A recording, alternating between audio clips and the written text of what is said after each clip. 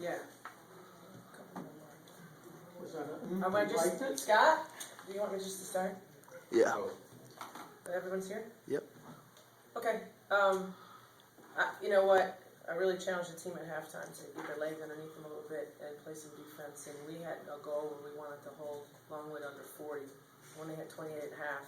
I was like, you guys really think you can hold them to 12 in the second half? And they said, yeah.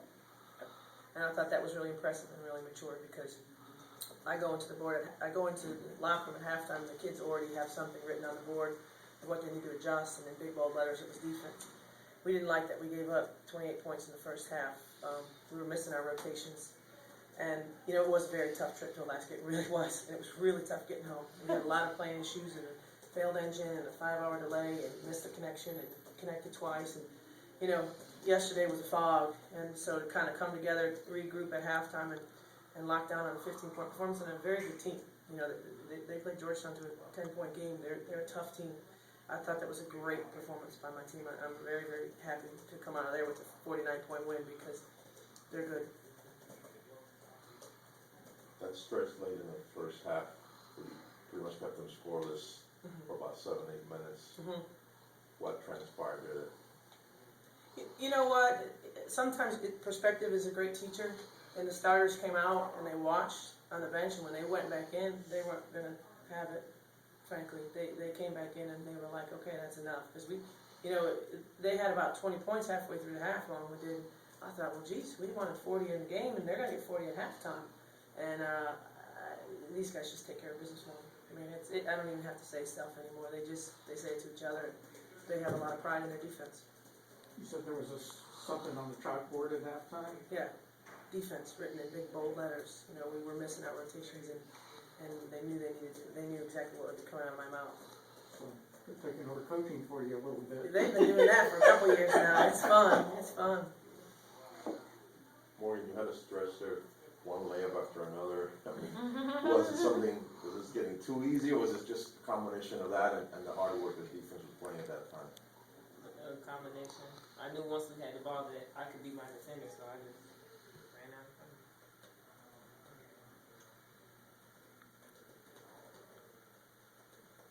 And all of those were off of either a rebound or a steal. And it started with the D. Looking ahead, you've got, you're pretty close to getting into the, the ACC, everything about that. You've got a couple of top 10 teams before then. Yeah. Not top 10, but top ranked teams. Yeah. Yeah, then the next, at Michigan State, Rutgers at home, that's a big week for us. I mean, it's a big challenge. And, I think we've really challenged ourselves just with, maturity. I think that's kind of the biggest thing when you have a team that you really trust, is like, wow, how are they going to handle adversity? I mean, I'm telling you, that Alaska trip was tough. It was really tough getting home. And, I won't admit it until now. I wouldn't let the team know, but I did feel a little bit sorry for them, because they handled a very, very difficult travel situation.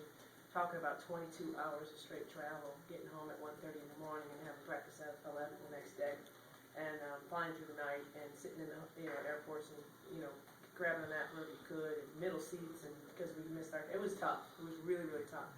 And so I wouldn't have been too mad at them if they had been a little bit flat, but I'm actually a little bit in awe of the maturity of this team. I'm really proud of them for how they handled it. Shenise, just describe, what Coach was saying about your deals of coming back in that trip, and from a player's perspective. It was just chaotic. We were on the plane for, I think, 2 hours just sitting there figuring out, why we haven't left yet. Then they asked us to exit the plane, and then we had to sit outside for another hour and a half. And we ended up getting on the same plane, so everybody was like worried about that. Is this plane going to be okay? Are we going to make it home? And then we ended up missing our connection. It was just chaotic. But I thought we did a great job of just not complaining, just going with the flow. Coach did a great job of keeping us calm. We're gonna get home at some point. So just, I just thought that we kept it together very well. How could something like that transpire in a basketball court? I mean, when they're chaotic, you mentioned chaotic moments, tense moments. We like chaos. we create chaos. Yeah, so we like to play up-tempo, chaotic. Throwing the ball all over the gym, high, low. That's what we like to do. So a chaotic environment, it doesn't rattle us. How was the weather up there? Anybody? You're shaking your head. No weather, it was just no sunlight, it was. Yesterday they came back. I was like getting stir crazy because we were indoors the whole time, and so we came back here yesterday. It was so beautiful. They had all their stretching and their performance enhancement, everything outside in the parking lot. So I was like, go outside, just enjoy where you live, because